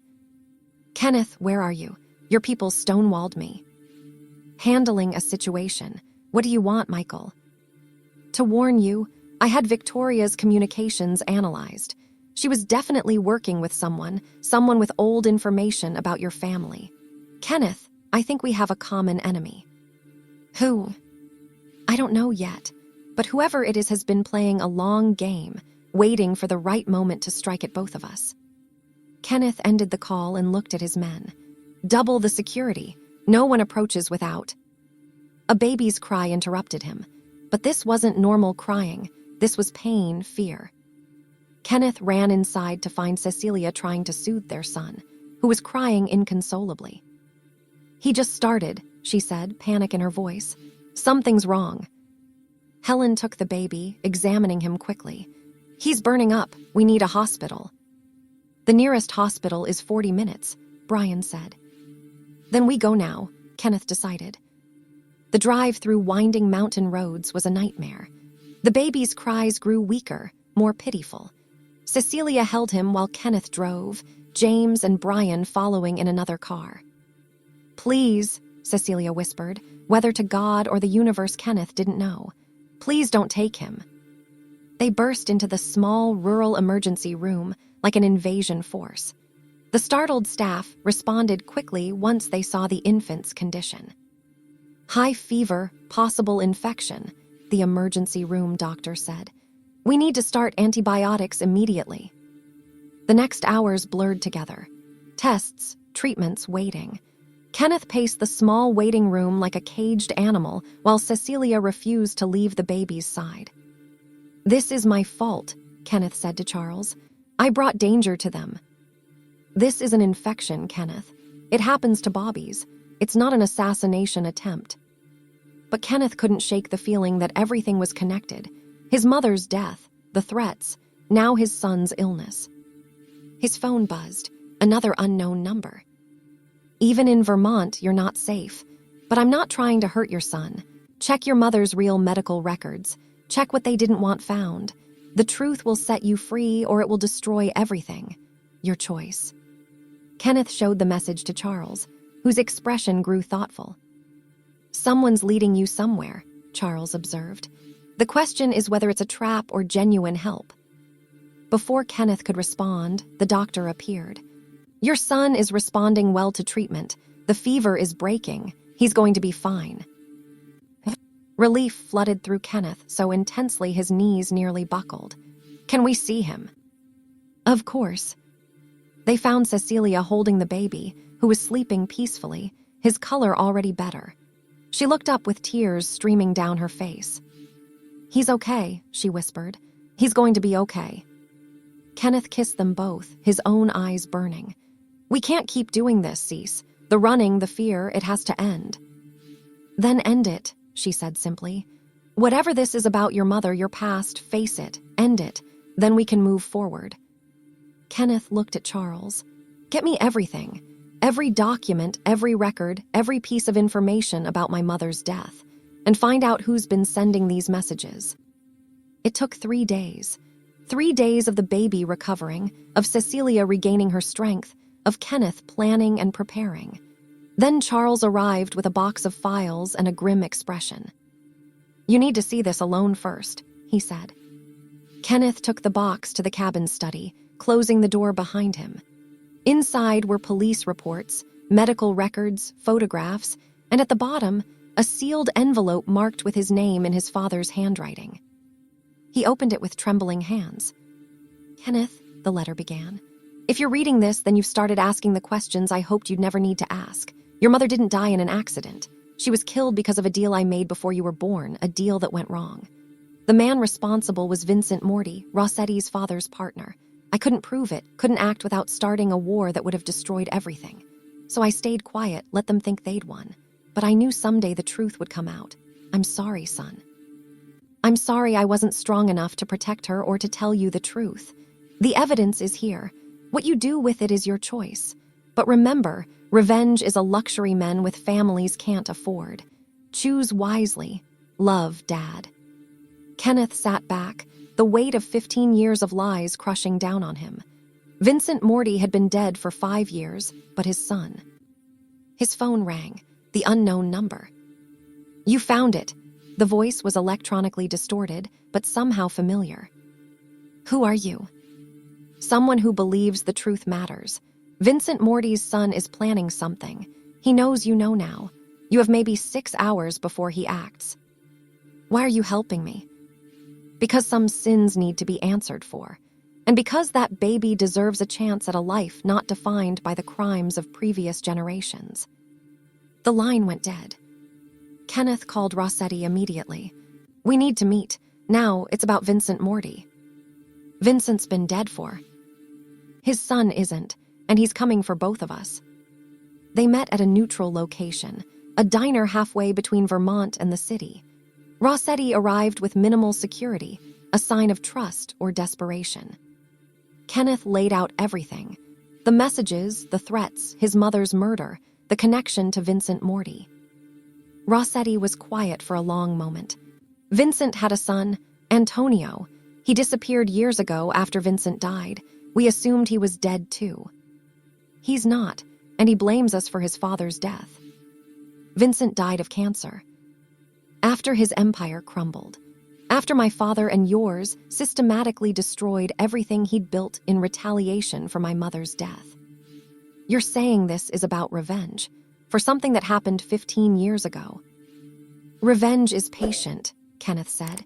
"It waits for the perfect moment. When I had nothing to lose, I was invulnerable. Now you have a son, and I have sisters." Rossetti understood immediately. "We're vulnerable in ways we never were before. So we end this, together, tonight." Finding Antonio, Morty took less time than expected. He wanted to be found, sending a location to both Kenneth and Rossetti simultaneously. The warehouse district at midnight, because some clichés existed for a reason. Kenneth arrived first, alone despite his team's protests. Rossetti followed minutes later, equally alone. Antonio, Morty stood in the center of the empty space, a man in his 30s with his father's cruel eyes and bitter smile. "The sons of kings," he said mockingly, "come to face judgment." "Your father was a murderer," Kenneth said simply. "He killed my mother. After your father's destroyed his territory, killed his men, took everything he'd built." "Business," Rossetti started. "This was never business," Antonio shouted. "This was personal from the beginning. Your fathers made it personal. And now, finally, I can return the favor." "By threatening our families?" Kenneth asked. "You think that makes you righteous?" "I think it makes us even." "Your father is dead," Rossetti said. "Ours are dead. How many more have to die for revenge?" "Just 2 more," Antonio pulled out a gun. "You too, then it's finished." "And our families?" Kenneth asked, tensing. "We'll live with the loss, like I have." "My son is 5 days old," Kenneth said quietly. "He's never hurt anyone, never will if I can help it. You kill me, you condemn him to grow up the way we did, angry, vengeful, perpetuating the cycle." Pretty words from a killer. "Yes, I've killed, but I'm trying to be better, to break the cycle. That's why I'm here alone, Antonio. No backup, no weapons. Just a father trying to protect his son from the sins of the past." Antonio's hand shook slightly. "You killed my father's men, destroyed his legacy." "Your father killed my mother." Kenneth's composure finally cracked. "She was innocent. She had nothing to do with any of this, and he had her murdered to send a message. So yes, we destroyed him, and I'd do it again. Then you understand why I have to do this. No, a new voice said from the shadows. You don't. Everyone turned as a figure emerged. An older woman, perhaps 60, with gray hair and Antonio's eyes. Mom, Antonio's voice cracked. What are you? Ending this, Maria Morty said firmly. I've been sending the messages, Kenneth, trying to make you understand to prepare you. You, Kenneth stared at her in shock. My husband was a monster, Maria said simply. He killed your mother because your father refused to partner with him in the drug trade, killed her and laughed about it. I've lived with that knowledge for 15 years. You're lying, Antonio protested, but his voice lacked conviction. I'm not. I have the recordings, the proof. Your father kept trophies. She pulled out a flash drive. It's all here, every crime, every murder, including Sarah's slaughter. Kenneth felt the world tilt. His mother's name, spoken aloud after so many years of silence. Why now? Rossetti asked. Because I heard about the baby, about Kenneth's son, and I couldn't let another generation grow up poisoned by the past. Maria looked at her son. Antonio, your father wasn't a victim. He was a disease. These men's fathers did the world a favor by stopping him. Antonio's gun wavered, then fell to his side. Everything I believed was a lie I let you believe because the truth was worse, Maria said gently. But no more. It ends here. Kenneth stepped forward carefully. Antonio, we can end this. No more blood, no more revenge, just peace. You killed my father's men, who were killers themselves. But your father died of cancer, not violence. We gave him that much mercy. Antonio looked between them all, his mother, Kenneth, Rossetti. Then he did something none of them expected. He laughed, not with humor, but with exhaustion. 15 years. I've spent 15 years planning revenge for a man who wasn't worth it. Most of them aren't, Kenneth said quietly. But we don't get to choose our fathers, only what we do with their legacies. Antonio dropped the gun, kicking it away. I'm done this, all of this. I'm done. Maria went to her son, embracing him. We'll leave the city, start over somewhere far from all of this. Wait, Kenneth said. He pulled out his phone, showing them a photo of his son. His name is Kenneth Thomas Slaughter. He's 5 days old, and I want him to grow up in a world where the name Slaughter doesn't mean fear. Antonio studied the photo. He looks peaceful. He is, and he'll stay that way if we all choose to let the past die here. Agreed, Rossetti said. The Morty Slaughter-Rossetti feud dies tonight. They stood in that empty warehouse, 4 people bound by blood and tragedy, and chose peace. It wasn't forgiveness. That would take time, maybe forever. But it was an ending. As they prepared to leave, Maria handed Kenneth the flash drive. The truth about your mother, in case you need closure. Kenneth pocketed it, knowing he'd probably never watch it. Some truths were better left buried. What will you do now? Maria asked. Become legitimate, raise my son, try to be better than my father. He would be proud, Maria said surprisingly. Thomas, he wanted more for you than the life he'd built. Kenneth drove back to Vermont as dawn broke, the sky painted in shades of pink and gold that reminded him of the morning his son was born. 5 days. It had only been 5 days, but it felt like a lifetime. He found Cecilia on the cabin's porch, holding the baby while watching the sunrise. It's over, he said simply. She looked at him, seeing something new in his expression. Peace, perhaps, or just exhaustion finally winning over adrenaline. Tell me. So he did, everything. His mother's murder, the revenge plot, Maria Morty's intervention, the choice to end the cycle. And now, she asked when he was finished. Now we build something new. The transition Charles outlined, we accelerate it. 6 weeks, not 3 months. I want out before Christmas. That's ambitious. That's necessary. He took his son from her arms, marveling again at the tiny weight of him. Hey, little man, your dad just changed the world for you, or at least our corner of it. The baby yawned, unimpressed. He's right, Cecilia said. Actions matter more than words. Over the next weeks, Kenneth systematically dismantled the criminal empire he'd spent years building. Operations were shut down or transferred to legitimate businesses. Territories were redistributed to minimize conflict. Old enemies were paid off or warned off. Rossetti helped, their temporary alliance becoming something more permanent. Not friendship exactly, but mutual respect and shared interest in stability. "You're really doing it," Rossetti said during one of their final meetings. "Walking away." "Walking toward," Kenneth corrected. "There's a difference. And if someone tries to pull you back, then they'll learn that a man protecting his family is more dangerous than a man protecting his empire." The legitimate businesses thrived. Kenneth discovered he had a talent for legal negotiations, perhaps because he understood leverage better than most. The money was less, but it was clean.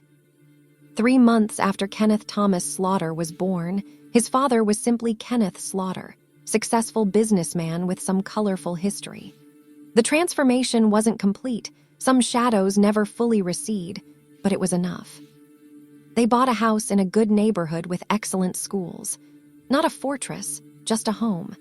The security was subtle, invisible to neighbors who knew them as the quiet family with the baby who never cried much.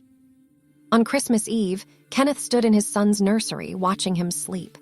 The room was decorated with gentle blues and greens, a mobile of stars hanging above the crib. Normal, safe. Cecilia joined him, wrapping her arms around him from behind. "What are you thinking?" "About my mother. She would have loved him." "She would have loved you," Cecilia corrected. "The man you've become." "I'm not sure I deserve that." "You do. You chose love over fear, future over past. That's all any parent can do." The baby stirred, making the small sounds that preceded waking.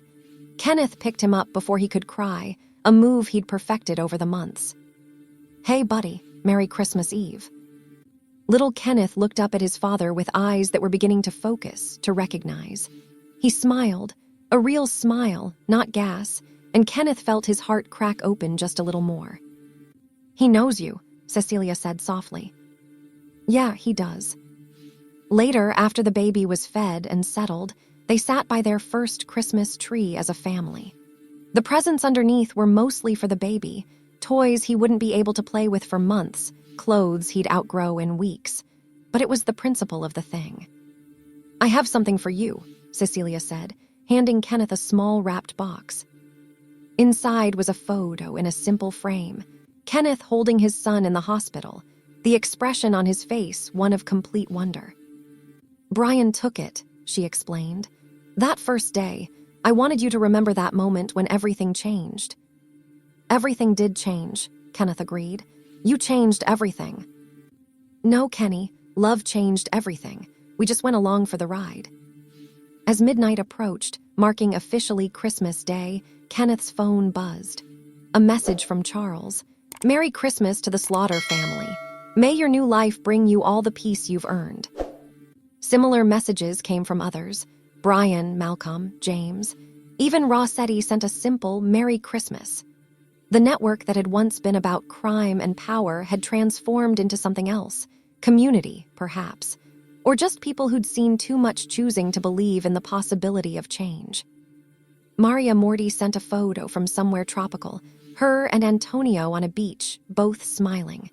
"New beginnings," was all the message said. "It really is over, isn't it?" Cecilia asked, reading the messages over his shoulder. "That part is. This part," Kenneth gestured to the tree, the house, the sleeping baby monitor on the coffee table. "This is just beginning." Scared. Terrified, but also hopeful, is that the right word? It's the perfect word. They sat in comfortable silence, watching the tree lights twinkle, listening to the quiet sounds of their home. Somewhere in the city, Kenneth's former life continued without him, deals being made, territories being disputed, power changing hands. But here, in this house on this quiet street, Kenneth Slaughter had found something more valuable than power or fear or respect. He'd found peace. The baby cried out, not in distress, but just announcing he was awake. Kenneth and Cecilia looked at each other, silently negotiating who would go. Rock, paper, scissors, Kenneth suggested. You're on, Cecilia agreed. She threw rock, he threw scissors. Best 2 out of 3, he tried. Nice try, tough guy. Go tend to your son. Kenneth climbed the stairs to the nursery, finding little Kenneth wide awake and looking around with curious eyes. Can't sleep either, huh? Kenneth picked him up, moving to the rocking chair by the window. Too much excitement about Santa. The baby gurgled, which Kenneth took as agreement. Let me tell you a story, Kenneth said, settling into the chair. About a man who thought he knew everything about power and control. Then one day, a woman walked into his life, your mother, and showed him he knew nothing about what really mattered. The baby watched him with those dark eyes, so like his own. And then you came along, Kenneth continued. 5 pounds, 6 ounces of pure possibility. And that man, your father, realized that all the empires in the world meant nothing compared to one tiny heartbeat. Little Kenneth yawned, his eyes growing heavy. You'll grow up safe, Kenneth whispered. You'll grow up loved. You'll grow up knowing that your father chose you over everything else. And maybe someday, when you're old enough to understand, I'll tell you the whole story. About your grandfather Thomas, about the choices we all made, about how love really can conquer even the darkest parts of our nature. The baby's eyes had closed completely now, his breathing deep and even. Kenneth continued rocking, not ready to break this moment of perfect peace. Cecilia appeared in the doorway, having come up to check on them. She leaned against the frame, watching her 2 men with a soft smile. You're going to spoil him, she whispered. Absolutely, Kenneth agreed without hesitation. Every chance I get. She crossed the room and perched on the arm of the rocking chair, her hand finding Kenneth's hair, running through it gently. Do you ever wonder what would have happened if I hadn't walked into Romano's that night? She asked. You would have found another way into my life, Kenneth said with certainty. Some things are inevitable. You don't believe in fate. I didn't, but then you named our son after me without asking, and somehow it was exactly right. That's either fate or magic, and I'm not sure I care which. They stayed like that for a long while, the 3 of them in the nursery, surrounded by the quiet of Christmas Eve becoming Christmas Day. Outside, snow began to fall, dusting the world in white, making everything clean and new. Eventually, they put little Kenneth back in his crib. He stirred slightly, but didn't wake. One tiny fist curled near his face in a gesture that never failed to melt his father's heart. As they returned to their bedroom, Cecilia's phone buzzed with a text from Jennifer. Merry Christmas to the Slaughter family. Can't wait to spoil my godson tomorrow.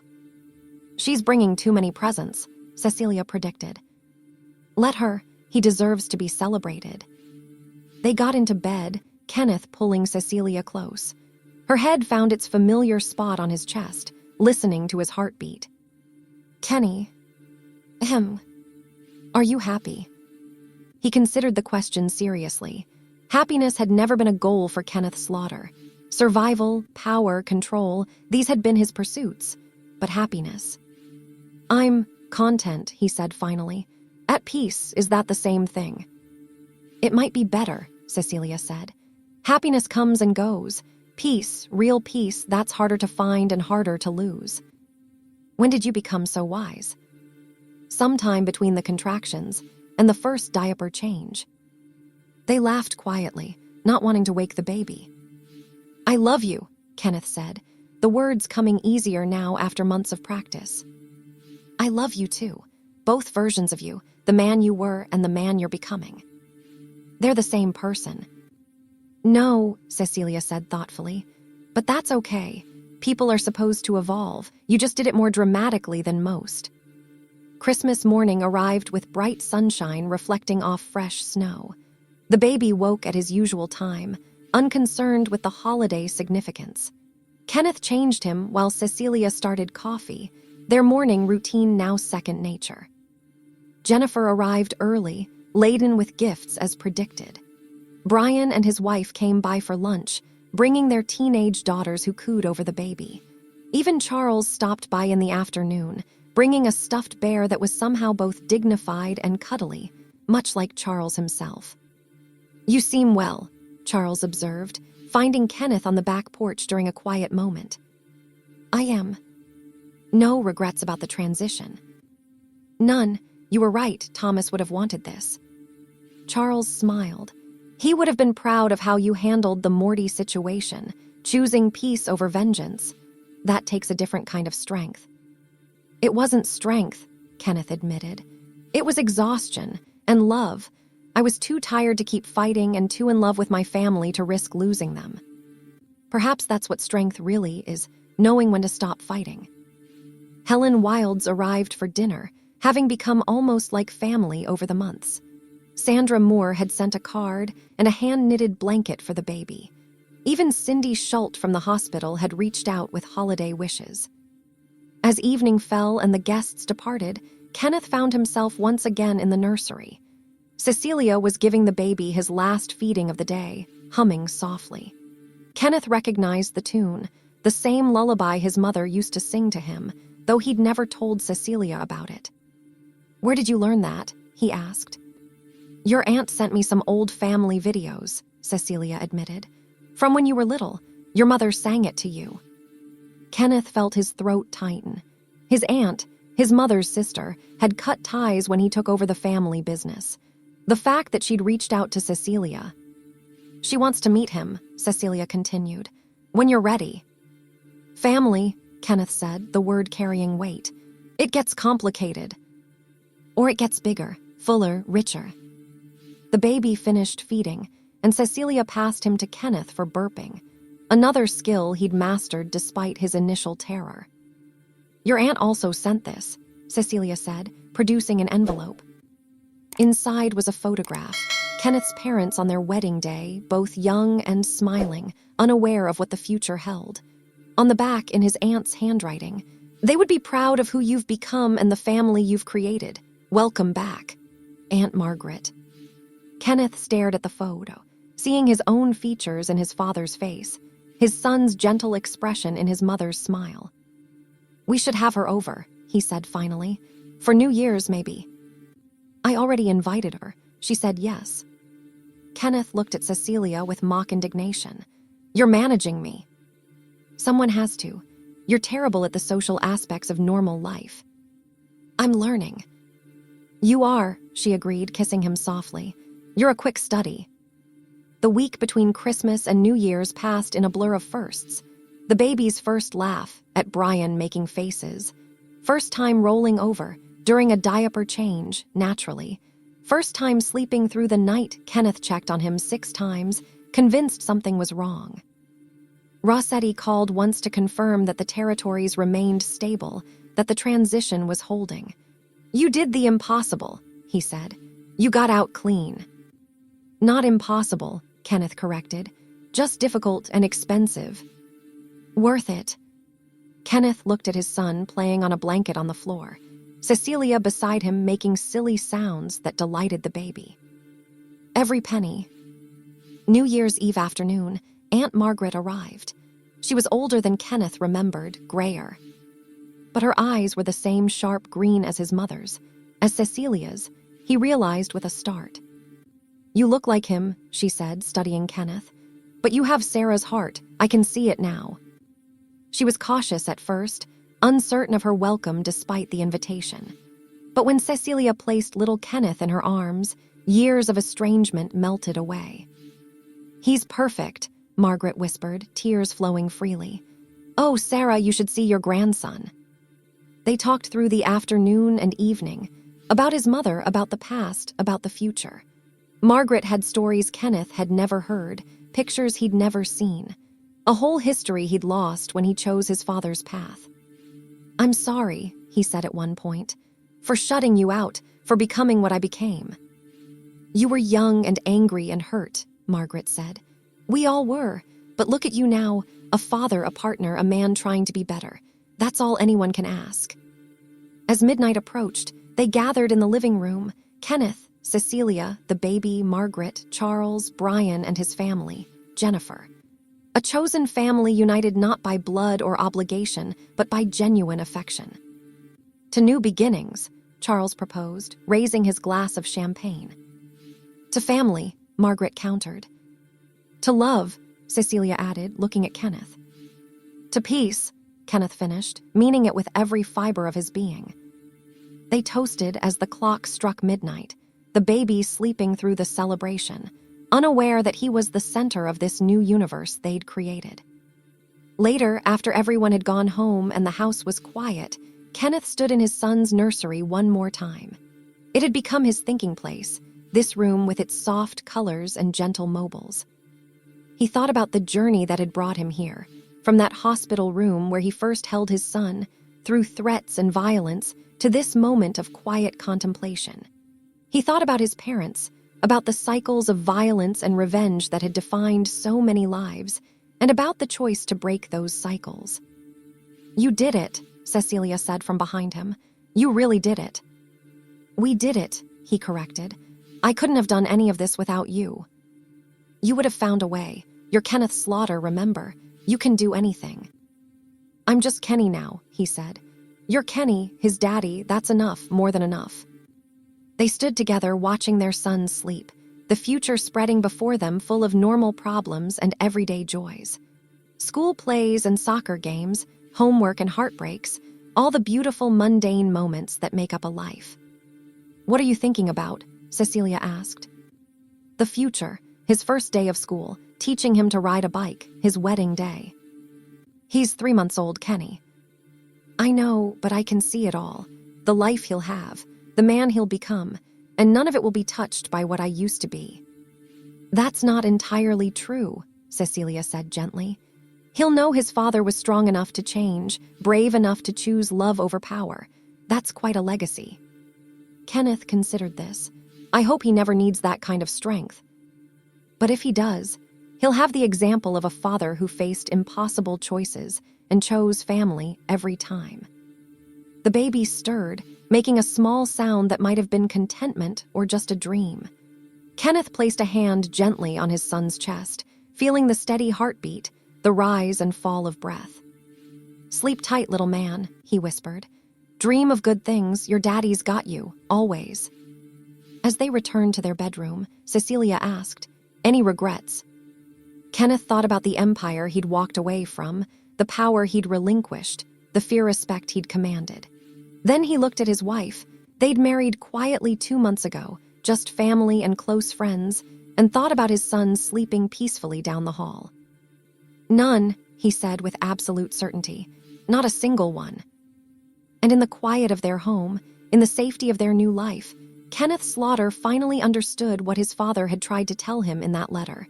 That revenge was a luxury men with families couldn't afford. But more than that, he understood that love wasn't a weakness to be protected against. It was the greatest strength a man could possess. The story of Kenneth Slaughter, the feared Mafia boss, was over. The story of Kenny, husband and father, was just beginning. And somewhere in the space between those two identities, in the moment when Cecilia had named their child after him, everything had changed. In the end, it wasn't violence or power that had transformed him. It wasn't fear or respect that had given his life meaning. It was a woman brave enough to see past his reputation, a baby who carried his name, and the simple, revolutionary act of choosing love over everything else. As sleep finally took him, Kenneth's last thought was of that first morning in the hospital, holding his son for the first time, feeling the weight of that tiny life in his arms. I never imagined this, he'd said then. Now he couldn't imagine anything else. The circle was complete. The child named after the Mafia boss would grow up knowing only Kenneth the businessman, Kenny the father, the man who'd given up an empire for the chance to hear his son's laughter every morning. It was, Kenneth thought as he drifted off to sleep, the best deal he'd ever made. 5 years later. Daddy, tell me a story. Kenneth looked up from his laptop to find Kenneth Jr. J, as everyone called him now, standing in his pajamas, clutching the stuffed bear Charles had given him that first Christmas. It's past your bedtime, buddy. But Mommy said if I asked nicely. KJ deployed the puppy dog eyes that were his mother's greatest genetic gift to him. Kenneth glanced at Cecilia, who was clearly pretending to be absorbed in her book. Your mother is a soft touch. I learned from the best, she said without looking up. Remember who let him have ice cream for breakfast last week? That was a special occasion. He'd been very brave at the dentist. The day before the dentist appointment, Kenny. Caught, Kenneth closed his laptop and held out his arms. KJ scrambled into his lap with the uncoordinated enthusiasm of a 5-year-old. What kind of story do you want? A real one, about when you were young. Kenneth thought carefully. So many of his stories from youth were inappropriate for young ears, but there were some. Did I ever tell you about the time I met your mother? She was all wet, KJ giggled, like a swimming pool but with clothes. That's right. It was raining and her car had broken down, and she came into the restaurant where I was having dinner. She was so mad at the whole world, but also so beautiful. Even soaking wet, she lit up the whole room. And you fell in love right away. Kenneth caught Cecilia's eye. She was smiling now, listening to their oft-told family legend. Not right away. Your mother was very stubborn. It took me weeks to convince her to have dinner with me. Because you were scary, KJ said matter-of-factly. Kenneth's heart skipped. Why do you think I was scary? That's what Uncle Brian said. He said everybody used to be scared of you, but then I was born and you got nice. Uncle Brian talks too much, Kenneth muttered. Were you really scary, Daddy? Kenneth considered his answer carefully. Cecilia had put down her book, watching him navigate this moment. Sometimes, he said finally, when I needed to protect the people I cared about, I could be scary. But then you came along, and I didn't need to be scary anymore. I just needed to be your daddy. I made you nice. You made me better, Kenneth corrected. You and Mommy made me want to be the best person I could be. KJ seemed satisfied with this answer, snuggling closer. Will you teach me to be scary someday, in case I need to protect people? I'll teach you to be strong, Kenneth promised. And smart and kind. That's better than scary any day. Okay, KJ yawned. Can we visit Aunt Margaret tomorrow? She makes good cookies. We'll see. Now bedtime for real. Kenneth carried his son to his room, a normal kid's room with superhero posters and toy cars, nothing to indicate the unusual circumstances of his birth. As he tucked KJ in, his son grabbed his hand. Daddy, I'm glad you're not scary anymore. Me too, buddy, me too. Kenneth kissed his son's forehead and turned off the light, pausing in the doorway to watch KJ settle into sleep. 5 years. It had been 5 years since that morning in the hospital when his whole world had shifted. He found Cecilia in their bedroom, already in bed but wide awake. He's starting to ask questions, she observed. We knew he would eventually. Are you ready for them? Kenneth got into bed beside her, pulling her close. We'll tell him the truth, age-appropriate versions of it like we always said. He already loves you so much, Kenny. That won't change. I hope not. Cecilia turned in his arms to face him. Do you know what today is? Kenneth thought, Thursday. 5 years ago today, I told you I was pregnant. The memory surfaced clearly. Cecilia in his penthouse, nervous but determined, speaking the words that would change everything. You were so brave, he said, telling me knowing what I was. I was terrified, but also hopeful. I knew who you really were underneath everything else. And you were right. I usually am.